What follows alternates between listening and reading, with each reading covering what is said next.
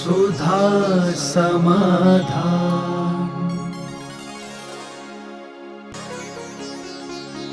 नमोस्तु गुरुदेव। पाप और पुण्य एक तराजू के दो पल्ले हैं। कभी कभी पाप इतना भारी पड़ जाता है कि हम पुण्य की क्रियाओं से भी वंचित रह जाते हैं। ऐसा क्या करें कि पाप को पुण्य में परिवर्तित कर सकें?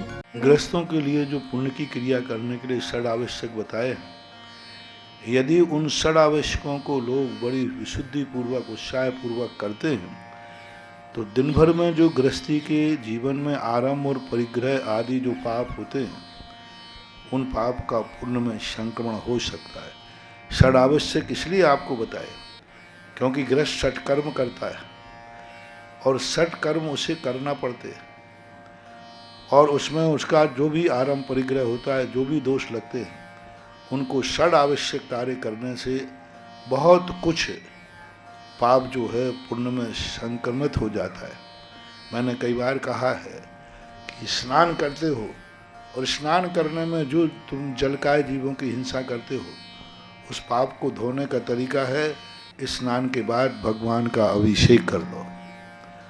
उससे जो किया, भोजन बनाने खाने में जो आप लोग आरंभ परिग्रह करते हो, उसमें भगवान की पूजन करने से उसका पाप संक्रमित हो जाता है।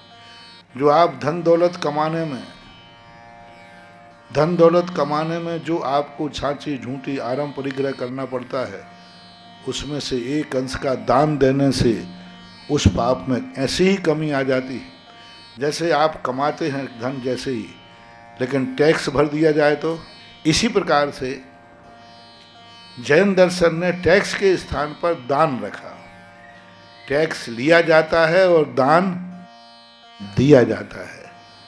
तो वह व्यक्ति जो ज्ञानी व्यक्ति होता है वो सोचता है कि मैंने आराम परिग्रह करके कमाया है, मैं इसमें से कुछ अंश का दान दे करके उस किए हुए पाप को पुण्य में संक्रमित किया जा सकता है।